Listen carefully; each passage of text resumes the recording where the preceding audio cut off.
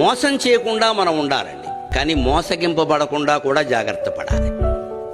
నేను ఎవరిని మోసం చేయలేదు, కానీ నన్నే అందరూ మోసం చేసి, అది నీ దోషమే, సవరించుకోవాలి. దాని ద్వారా సానుభూతి సంపాదిద్దామని చూడద్దు.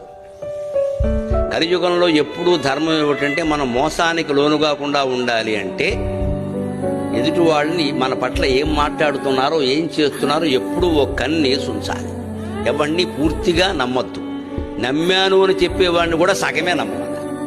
ఎవరి యందు ఎలా ఉండాలో అలా ఉండాలి తప్ప అందరికీ ఒకటే సూత్రం కలియుగంలో పనికిరాదు. ఎందుకంటే మానవులందరూ అలా ఉండరు, ఏ యుగంలోనూ ఉండరు, ఇందులో మరీ ఎక్కువ. పైగా ఈ యుగంలో పగలు ఎలా ఉంటారో రాత్రి ఎలా ఉంటారో తెలియదు. ఎవరిని మంచివాడు అనడానికి లేదు, అలాగని చెడ్డవాడు అనడానికి లేదు. లోకమంతా చెడిపోయిందంటే మీరు గమనించండి. ఒక 10 ఏళ్లుగా గుళ్ళల్లో పూజలు పెరిగాయి, తీర్థయాత్రలు పెరిగాయి, పూజలు పెరిగాయి, అన్ని హారతులు పెరిగాయి. ఇలా ప్రవచనాలకు జనం రావడం కూడా విపరీతంగా పెరిగింది. కానీ ధర్మము నీతి పెరిగిందని చెప్పగలరా మీరు?